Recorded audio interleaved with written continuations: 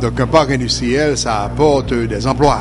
Donc c'est une bonne chose et il y a un effet multiplicateur qui va se produire avec la présence du parc. Donc pour chaque emploi créé dans le parc, on peut croire que chaque travailleur à la charge d'environ 5 personnes en moyenne. Ben ouais, donc on parle de 60 000 emplois. Donc 5 personnes qui dépendent de ces 60 000 emplois, ça fait près de 300 000 personnes. C'est beaucoup.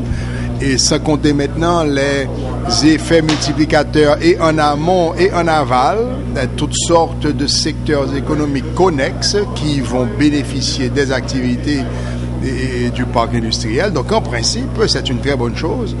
Mais maintenant, il faut aller au-delà du fait de parc industriel lui-même pour voir maintenant est-ce que les circonstances pour que le parc vraiment soit intégré à la région et ne provoque pas de déséquilibre, de déséquilibre écologique, de déséquilibre social. Est-ce que ces mesures-là sont aussi prises? Ben ouais, parce que probablement il va y avoir un afflux de population, des gens qui entendent, il y a du travail là-haut à Caracol, donc des gens vont venir de partout pour venir. Donc il y a toute une série de mesures d'accompagnement qui doivent être prises pour que le parc industriel puisse représenter un développement avec des résultats harmonieux pour la zone. Mais c'est une très bonne chose parce que c'est des emplois qui se créent. Si l'on veut parler de développement d'un pays, est-ce que vous croyez que vraiment le fait tout simplement de créer un parc industriel, ça nous réfère justement au développement dans le vrai sens du terme pour un pays?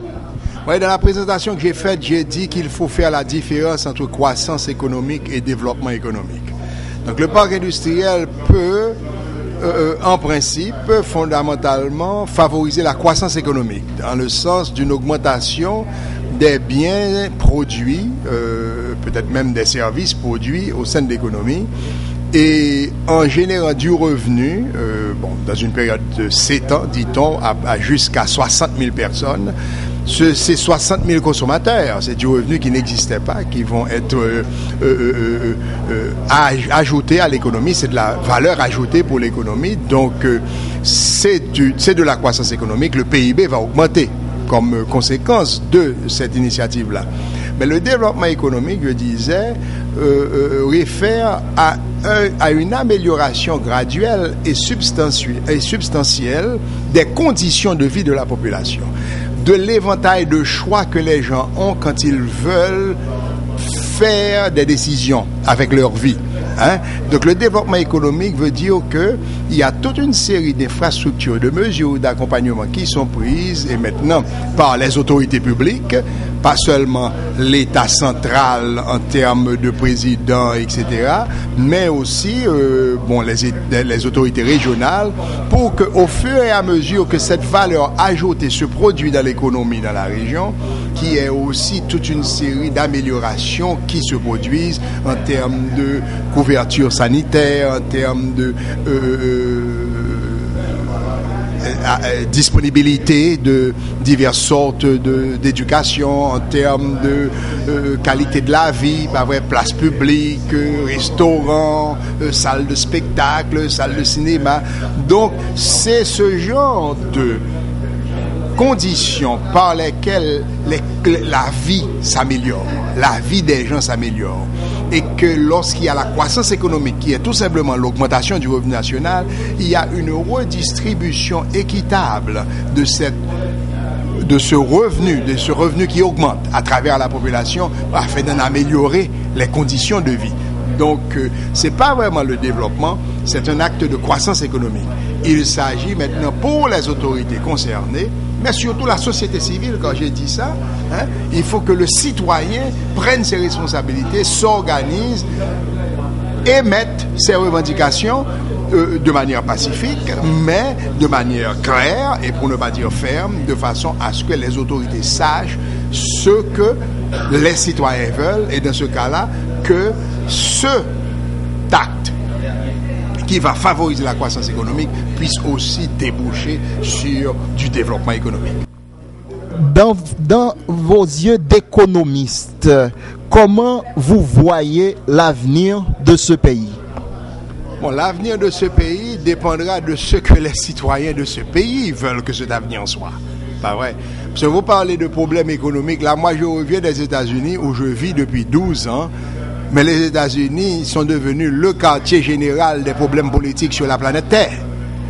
Les problèmes que les républicains donnent au gouvernement Obama, parce que quel que soit ce qu'il fait, ils n'ont qu'un seul objectif, c'est de le renverser du pouvoir aux prochaines élections.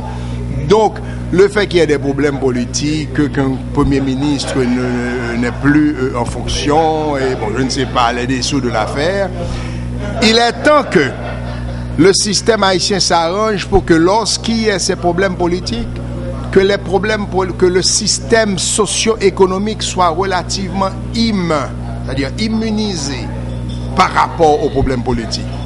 Il faut que l'on cesse cette affaire que chaque fois qu'il y a un problème politique et puis l'économie est bloquée, l'économie souffre. Il y a plein de pays qui ont des problèmes économiques. C'est-à-dire que si l'on prend le rythme de changement de gouvernement comme un signe d'instabilité politique, eh bien, disons, dans les 4 décennies qui ont suivi la Deuxième Guerre mondiale, un pays comme l'Italie, un pays comme l'Israël ont eu plus de 50 gouvernements. Je vous dis, les 4 décennies, environ une quarantaine d'années après la Seconde Guerre mondiale, 50 gouvernements. Donc ça fait, en moyenne, un gouvernement n'est pas resté au pouvoir 1 an.